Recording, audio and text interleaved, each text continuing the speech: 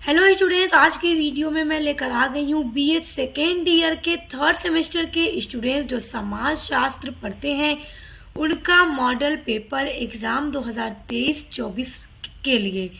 जो भी मेरे स्टूडेंट्स 2023-24 में एग्ज़ाम देंगे अपना सेकेंड ईयर के थर्ड सेमेस्टर का, तो उनका जो सोशियोलॉजी है यानी समाज शास्त्र, जिनका टाइटल है भारत में सामाजिक परिवर्तन एवं सामाजिक आंदोलन, तो आज मैं इसका मॉडल पेपर बताऊंगी।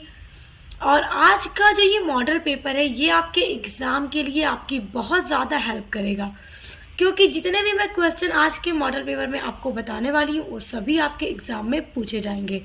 तो अगर अभी तक आप इस बात से कंफ्यूज हैं कि हम क्या पढ़ें, कितना तैयार करें, सिलेबस इतना लॉन्ग है, क्या क्या चीज़ें पढ़ें, तो आज का वीडियो स्टार्ट से लेकर एंड तक देख लीजिए। और जितने भी क्वेश्चन मैं बताऊंगी उन सभी को एकदम रट लीजिए, ऐसा रट लीजिए, ऐसा याद कर लीजिए कि आप एग्ज़ाम में आंख बंद करके भी एग्ज़ाम में अपने सारे क्वेश्चन के आंसर फटफट लिख लेंगे, क्योंकि बहुत ईजी से ये सभी क्वेश्चन है और बहुत इम्पॉर्टेंट हैं। चलिए शुरू करते हैं। देखिए, जो आपका पेपर होता है वो मैं आपको हर बार बताती हूँ, जब भी आपका मॉडल पेपर बताती हूँ किसी सब्जेक्ट का, कि 3 सेक्शन में बटा होता है, खंड अ, ब एंड स। तो खंड अ जो होता है आपके पेपर में वो होता है अति लघु उत्तरीय प्रश्न, जिसमें आपको 10 प्रश्न दिए जाते हैं।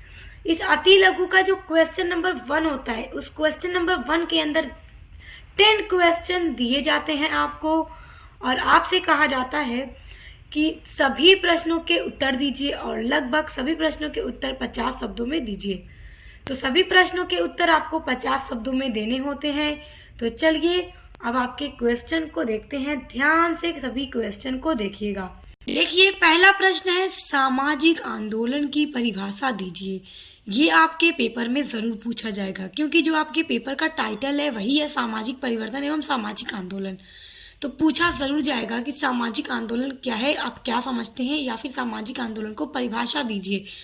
तो आप जो समझते हैं उसको लिखिएगा, और विद्वानों की आप चाहे डेफिनेशन भी लिख सकते हैं। वैसे इसको अगर हम समझें कि सामाजिक आंदोलन क्या है, तो देखिए, जब किसी भी देश में या किसी भी समाज में वहाँ के जो लोग हैं, वहाँ की जो जनता है, तभी सामाजिक आंदोलन करती है जब वहाँ के लोग वर्तमान जो व्यवस्था होती है उससे असंतुष्ट होते हैं और वो अपनी उन सभी व्यवस्था में कुछ परिवर्तन लाना चाहते हैं। तो इसके लिए वो आंदोलन करते हैं, और वो जो भी व्यवस्था होती है, वर्तमान व्यवस्था, उसके खिलाफ विरोध करते हैं। और देखिए, किसी भी सामाजिक आंदोलन के पीछे कोई ना कोई विचारधारा जरूर होती है, और जब भी कोई सामाजिक आंदोलन शुरू किया जाता है तो वो एक असंगठित रूप में शुरू होता है, और फिर धीरे धीरे वो आंदोलन बढ़ता जाता है और उसमें एक व्यवस्था और संगठन पैदा हो जाती है। तो वही होता है सामाजिक आंदोलन। ध्यान दीजिएगा, दूसरा महत्वपूर्ण प्रश्न अब आपकी आंखों के सामने है। देखिए, संरचनात्मक प्रक्रियात्मक अध्ययन में योगदान करने वाले समाजशास्त्रियों के नाम लिखिए या फिर बताइए। तो जो संरचनात्मक प्रक्रियात्मक अध्ययन है उसमें किन समाजशास्त्रियों ने अपने योगदान दिए हैं, तो आप नाम एकदम ध्यान से सुनिए।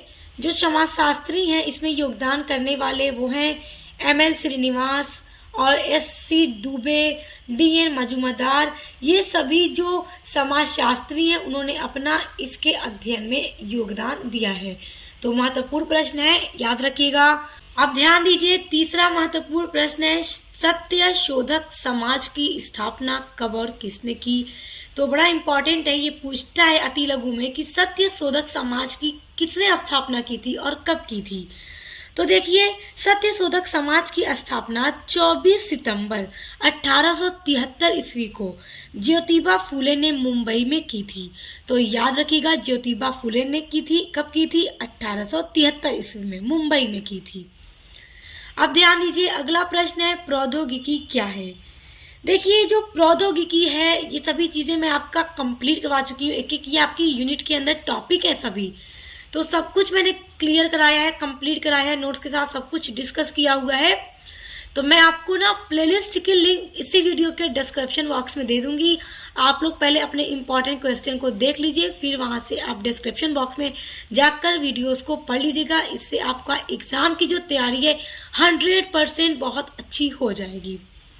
तो अगर हम समझे कि प्रौद्योगिकी क्या होता है, तो देखिए अगर हम एकदम सरल भाषा में कहें तो देखिए अगर हमारा कोई उद्देश्य है और हम अपने उन लक्ष्यों की पूर्ति करना चाहते हैं, तो उन लक्ष्यों की, उन उद्देश्यों की पूर्ति करने के लिए हमारे पास जो भी ज्ञान है, जो भी उपकरण है या फिर जो भी साधन है जिनका प्रयोग करके हम अपने उद्देश्यों की पूर्ति करेंगे, तो उसी को प्रौद्योगिकी कहा जाता है। और प्रौद्योगिकी ये टॉपिक बहुत इंपॉर्टेंट है, पेपर में ये प्रश्न जरूर आएगा। आप इसको पूरा डिटेल में पढ़ लीजिएगा क्योंकि ये लॉन्ग में भी पूछ सकता है। अगला प्रश्न देखिए, प्रश्न 5 है आपका, काम्टे ने बौद्धिक विकास एवं सामाजिक परिवर्तन के कौन कौन स्तर बताए हैं। देखिए बड़ा महत्वपूर्ण प्रश्न है, पूछता है कि काम्टे ये जो विद्वान है इनके अनुसार, ऑगस्ट काम्टे आप लोग जानते ही हैं इनको, जो समाजशास्त्र के जनक हैं, तो इनके अनुसार इन्होंने क्या बताया है बौद्धिक विकास और सामाजिक परिवर्तन के स्तर। तो इनके अनुसार जो स्तर है सामाजिक परिवर्तन और बौद्धिक विकास के, वो 3 तरह के हैं। इन्होंने 3 तरह के स्तर बताए हैं। देखिए इन्होंने पहला जो स्तर बताया है वो है धार्मिक स्तर, दूसरा स्तर इन्होंने तात्विक स्तर बताया है, और तीसरा जो इन्होंने स्तर बताया है वो है वैज्ञानिक स्तर। तो ये 3 तरह के स्तर हैं, इन स्तरों को याद रखिएगा। अब ध्यान दीजिए, प्रश्न नंबर 6 है, सामाजिक परिवर्तन के 4 परिणाम लिखिए। देखिए सामाजिक परिवर्तन और सामाजिक आंदोलन, यही टॉपिक तो है आपके सिलेबस का, और फिर इन्हीं से जुड़े हर प्रश्न होंगे आपके एग्जाम में। तो जो सामाजिक परिवर्तन होता है, हमने इस पर भी पूरा डिस्कस किया हुआ है, एक एक टॉपिक आपके यूनिट का कंप्लीट कराई हूँ। अब इसके 4 परिणाम पूछेगा आपके अति लघु में। तो अब अति लघु है तो 4 ही परिणाम पूछेगा क्योंकि 50 शब्दों में उत्तर देना होगा आपको। तो समझते हैं इसके कि 4 परिणाम कौन कौन से हैं। देखिए सामाजिक परिवर्तन के जो परिणाम है 4, उनमें से पहला है पारिवारिक विघटन, जो दूसरा परिणाम है वो है आर्थिक संस्थाओं पर प्रभाव पड़ना। उसके अलावा जो सामाजिक मूल्य एवं धारणाओं में भी परिवर्तन आते हैं। उसके अलावा जो व्यक्तिगत विघटन भी होता है। तो ये 4 तरह के परिणाम होते हैं, आप डिटेल में पढ़ लीजिएगा यूनिट्स में। वैसे तो आपको अति लघु में इसी तरह के शॉर्ट उत्तर देने होंगे। अब देखिए अगला प्रश्न है आपका, सामाजिक विकास से आप क्या समझते हैं। तो देखिए सामाजिक विकास, सामाजिक तो आप लोग जानते ही हैं कि समाज में जब विकास होता है तो विकास क्या है। देखिए हमने आपके इस सिलेबस के अंदर सोशियोलॉजी में विकास किस तरह से होता है, प्रगति कैसे होती है, और एक ऐसा उद्विकास होता है जो किसी भी दिशा में हो जाता है। लेकिन यहाँ पे आपसे प्रश्न कर सकता है कि सामाजिक विकास क्या है। देखिए विकास का मतलब होता है कि जब भी कोई चीजें आगे की तरफ बढ़ती हो, उन्नति करती हो, प्रोग्रेस कर रही हो, तो हम इससे कह सकते हैं कि क्या है, विकास हो रहा है। तो जब भी किसी समाज में, मतलब समाज जो है उन्नति के स्तर की ओर उठता है, आगे बढ़ता है, समाज में विकास होता है, चीजें बेटर होने लगती हैं, चीजें डेवलप होती हैं और अच्छी चीजों की तरफ, उन्नति की तरफ बढ़ती हैं, जो समाज उन्नति की तरफ बढ़ता है, तो ये भी एक तरह का सामाजिक परिवर्तन है। लेकिन ये एक ऐसा परिवर्तन है जिससे समाज उच्च दिशा की ओर जाता है, उसी को हम सामाजिक विकास के नाम से जानते हैं। ध्यान दीजिए अपने अगले महत्वपूर्ण प्रश्न पर, जो है सोशल एंड कल्चरल मोबिलिटी के रचनाकार कौन हैं। देखिए जो अलग अलग समाजशास्त्री जो विद्वान रहे हैं, उन्होंने अपने अपने विचार पर अलग अलग पुस्तक भी लिखी हैं। तो एक पुस्तक है सोशल एंड कल्चरल मोबिलिटी। तो अब इसके रचनाकार कौन है, किसने इस पुस्तक को लिखी है, तो याद रखिएगा इसका नाम सोशल एंड कल्चरल मोबिलिटी। इसके राइटर हैं पीटरिम सोरोकिन। कौन है, पीटरिम सोरोकिन है इसके राइटर। अगला देखिए, ये भी बड़ा महत्वपूर्ण प्रश्न है और वेरी शॉर्ट में ये जरूर पूछेगा, ध्यान दीजिए। भारतीय पुनर्जागरण का जनक किसे कहा जाता है। तो देखिए जो पुनर्जागरण है, पुनर्जागरण का मतलब दोबारा से जागना। तो जैसा कि जो पुनर्जागरण है सबसे पहले कहाँ पर हुआ, इटली में, ये हम जानते हैं, इतिहास में हमने पढ़ा है। तो भारत में पुनर्जागरण का जनक किसे कहा जाता है? तो भारत में पुनर्जागरण का जनक राजा राम मोहन राय को कहा जाता है। तो याद रखिएगा, राजा राम मोहन राय। ध्यान दीजिए, अगला महत्वपूर्ण प्रश्न, राष्ट्रीय आंदोलन से क्या उद्देश्य थे? देखिए, जो राष्ट्रीय आंदोलन हुआ था, ये टॉपिक भी आपके सिलेबस में है और हमने इस पर भी पूरी डिटेल में चर्चा की हुई है। सभी यूनिट्स अपलोड हैं, प्लेलिस्ट के लिंक दे दूंगी। देखिए, इसके कुछ उद्देश्य तो रहे होंगे, तो क्या उद्देश्य थे समझिए, उद्देश्य क्या थे। देखिए, इसका पहला जो उद्देश्य था वो ये था कि भारतीय समाज का समय की आवश्यकता के अनुरूप पुनर्गठन करना। दूसरा उद्देश्य ये था कि सामाजिक नियोजन के माध्यम से समाज का कल्याण। और तीसरा उद्देश्य ये था कि गरीबी को पूरी तरह से समाप्त करना था, ताकि गरीबी पूरी तरह से यहाँ से समाप्त हो जाए। तो राष्ट्रीय आंदोलन करने के ये 3 उद्देश्य थे। तो अति लघु में आप ये 3 उद्देश्य लिख दीजिएगा। तो ये जो 10 क्वेश्चन मैंने आपको बताए हैं अति लघु के, आप अगर इनको तैयार कर लेंगे तो बस आप यूँ समझिए कि आपका अति लघु वाला सेक्शन एकदम तैयार हो चुका है। आइए अब आपके पेपर के खंड ब पर आते हैं। अब देखिए, आ जाते हैं आपके खंड ब में। देखिए, खंड ब में ना आपको आपके पेपर में 8 प्रश्न दिए जाते हैं और आपसे निर्देश दिया जाता है, आपसे कहा जाता है कि निम्नलिखित प्रश्नों में से किन्हीं 5 प्रश्नों के उत्तर दीजिए और प्रत्येक प्रश्न का उत्तर लगभग 200 शब्दों में दीजिए। तो उन 8 प्रश्नों में से आपको किन्हीं भी 5 प्रश्नों के उत्तर देने होंगे और सभी प्रश्नों के उत्तर 200 शब्दों में लिखने होंगे। और ये आपका जो सेक्शन है, खंड है, ये लघु उत्तरीय प्रश्न है, इसीलिए 200 शब्दों में देना होगा। देखिए, इसमें आपको कुछ मैं महत्वपूर्ण प्रश्न बताने जा रही हूँ, ध्यान से देखिएगा, स्किप मत कीजिएगा वरना आप अपना बहुत इंपॉर्टेंट क्वेश्चन मिस कर सकते हैं। क्योंकि देखिए स्टूडेंट्स, जो भी आज का मॉडल पेपर का क्वेश्चन है इसी तरह से पेपर में आएंगे क्वेश्चन। देखिए, पहला क्वेश्चन इसमें देखिए, सामाजिक आंदोलन के प्रमुख कारक कौन कौन हैं? जैसा कि सामाजिक आंदोलन जो होता है उसके क्या क्या कारक हैं।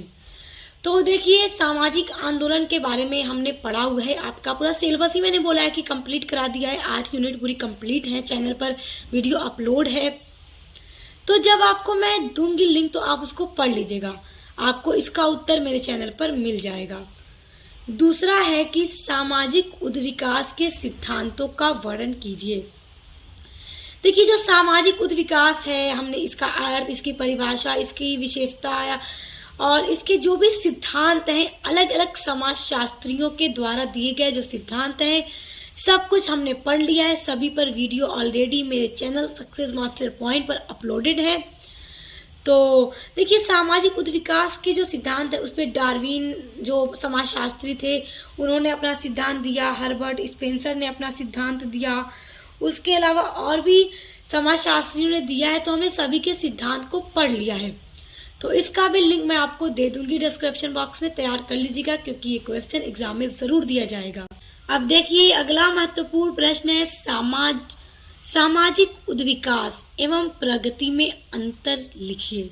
सामाजिक उद्विकास क्या है हमने पढ़ा है, प्रगति क्या है पढ़ा है हमने, उन दोनों के बीच में क्या अंतर है उनको भी हमने पढ़ा है। सभी नोट्स आपको मेरे चैनल पर मिलेंगे। देखिए, अगर मैं आपको इसके बीच अंतर थोड़ा बताऊं तो देखिए, जो उद्विकास होता है ना वो एक निश्चित दिशा में होता है और जो प्रगति है एक अच्छाई की दिशा में होता है, यानी समाज प्रगति करता है, प्रोग्रेस करता है, और उद्विकास किसी भी एक निश्चित दिशा में हो सकता है। उसके अलावा जो उद्विकास है वो स्वतः चालित है, यानी कि अपने आप हमेशा चलता रहता है, और प्रगति मनुष्य के द्वारा की जाती है। अगर किसी समाज का मानव अच्छे से अपने समाज के लिए दिन रात मेहनत करेगा, काम करेगा, अपने समाज को उन्नत करने के लिए, समाज को प्रोग्रेस करने के लिए, डेवलप करने के लिए, तो फिर उसका समाज क्या है, प्रगति करेगा। तो इनके बीच में ये सभी अंतर है, इस पर हमने कई सारे अंतर पढ़े हुए हैं, तो आप देख लीजिएगा वीडियो। अब देखिए, सार्वभौमिकरण का अर्थ एवं उसकी विशेषताओं का वर्णन कीजिए। तो इस प्रश्न को भी आप लोग तैयार कर लीजिएगा, सभी प्रश्न महत्वपूर्ण हैं। देखिए, मैं आपसे ये बात कहूंगी कि जो आज के मॉडल पेपर में मैं प्रश्न बता रही हूँ ना, ये पूरे चाहे अति लघु के हों, लघु के हों या दीर्घ में जो आपको बताऊंगी, सब मिलाकर अगर आपने अच्छे से तैयार कर लिया तो समझिए ए सेक्शन अ ब सब तैयार हो जाएगा। अब देखिए, अगला है सामाजिक परिवर्तन के रेखीय सिद्धांत में काम्टे का सिद्धांत का उल्लेख कीजिए। काम्टे महोदय ने सामाजिक परिवर्तन का जो रेखीय सिद्धांत है उस पर अपना सिद्धांत प्रस्तुत किया है। और जब हमने सामाजिक परिवर्तन के सिद्धांतों को पढ़ा था, रेखीय सिद्धांत, चक्रीय सिद्धांत, जिनमें अलग अलग समाजशास्त्रियों ने अपने अलग अलग सिद्धांत बताए हैं, तो हमने सभी समाजशास्त्रियों के सिद्धांत को डिस्कस किया हुआ है। लेकिन यहाँ पर आप कॉम्टे का जो सिद्धांत है, रेखीय सिद्धांत का सिद्धांत, उसको तैयार कर लीजिएगा, ये भी आपको मेरे चैनल पर मिल जाएगा। अगला प्रश्न है, संस्कृतिकरण की प्रमुख विशेषताएं बताइए। संस्कृतिकरण क्या होता है, इसकी क्या विशेषताएं हैं, सब कुछ हमने पढ़ा हुआ है, वीडियो मेरे चैनल पर अपलोड हो चुकी है। अगला है, सामाजिक विकास के विभिन्न क्षेत्र कौन कौन से हैं, वर्णन कीजिए। सामाजिक विकास क्या है, मैंने अभी आपको बताया था। अब सामाजिक विकास किन किन क्षेत्रों में होता है, तो जब हमने सामाजिक विकास पढ़ा था तो मैंने आपको ये भी बता दिया था कि किन किन फील्ड में, किन किन क्षेत्रों में सामाजिक विकास होता है। तो आप लोग देख लीजिएगा, चैनल पर मेरे वीडियो आपको मिल जाएगी। अब आ जाते हैं आपके पेपर के खंड स में। देखिए, खंड स में आपका होता है दीर्घ उत्तरीय प्रश्न, यानी कि आपके लॉन्ग क्वेश्चन होते हैं, जिनमें आपको 4 प्रश्न दिए जाते हैं और आपको निर्देश दिया जाता है कि किन्हीं 2 प्रश्नों के उत्तर दीजिए और प्रत्येक प्रश्न का उत्तर लगभग 500 शब्दों में दीजिए। यही निर्देश आपको दिया जाएगा। तो 4 प्रश्न बता रही हूँ, ध्यान से देखिए। पहला महत्वपूर्ण प्रश्न है कि पर्यावरण संरक्षण हेतु चलाए गए आंदोलनों का वर्णन कीजिए। तो जो आपके सिलेबस में पर्यावरण वाली यूनिट है उसको भी मैंने कंप्लीट करा दिया है, जिसमें मैंने सब करा दिया कि कौन कौन से आंदोलन चलाए गए थे। देखिए, पर्यावरण के संरक्षण के लिए चिपको आंदोलन चलाया गया था, अपीको आंदोलन चलाया गया था, नर्मदा बचाओ आंदोलन चलाया गया था, टिहरी वाद विवाद था एक साइलेंट वैली मूवमेंट चलाया गया था। उसके अलावा विश्नोई आंदोलन, ये सभी आंदोलन पर्यावरण के बचाव के लिए चलाए गए थे और हमने सब पर पूरा डिस्कस किया हुआ है। वीडियो ऑलरेडी अपलोडेड है। अब देखिए, अगला क्वेश्चन है, कार्ल मार्क्स के सामाजिक परिवर्तन के सिद्धांत की समीक्षा कीजिए। कार्ल मार्क्स भी एक समाजशास्त्री थे, उन्होंने सामाजिक परिवर्तन पर भी एक सिद्धांत बताया है। मैंने आपसे कहा था ना कि अलग अलग विद्वानों ने अलग अलग अपने सिद्धांत दिए हैं सामाजिक परिवर्तन को लेकर। तो हमने कार्ल मार्क्स के भी सिद्धांत को पूरा पढ़ा हुआ है, ये भी वीडियो अपलोड है। मैंने एक ही वीडियो में जितने भी मतलब कि विद्वानों के सिद्धांत है सबको डिस्कस किया हुआ है, तो आप पढ़ लीजिएगा, डिस्क्रिप्शन बॉक्स में लिंक आपको मिल जाएगी। अब अगला क्वेश्चन देखिए, सामाजिक विकास में सहायक कारकों का वर्णन कीजिए। सामाजिक विकास में कौन कौन से ऐसे कारक हैं जो हेल्प करते हैं जिससे विकास होता है, ये भी हमने पढ़ा हुआ है, ये भी वीडियो आपको मिल जाएगी। उसके अलावा कृषक आंदोलन क्या है, कृषक आंदोलन के कारण बताइए। कृषक आंदोलन का मतलब किसान आंदोलन, और किसान आंदोलन होने के क्या क्या कारण थे सब कुछ हमने पढ़ लिया है। हर टॉपिक पर वीडियो आपको मिलेगी, सभी का आंसर डिटेल में मिलेगा। बस आपको क्या करना है कि डिस्क्रिप्शन बॉक्स में दी गई लिंक पर विजिट कीजिए और पढ़ना शुरू कर दीजिए। और ये जितने भी क्वेश्चन आज की वीडियो में मैंने आपको बताए हैं, यहाँ से आपके पेपर में क्वेश्चन जरूर आएगा एकदम 100% यहाँ से क्वेश्चन जरूर आएगा। तो तैयार कर लीजिएगा। वीडियो पसंद आई तो वीडियो को लाइक, कमेंट, शेयर करके चैनल को सब्सक्राइब करके बेल आइकन को प्रेस कर लीजिए। तो अब मिलते हैं नेक्स्ट वीडियो के साथ।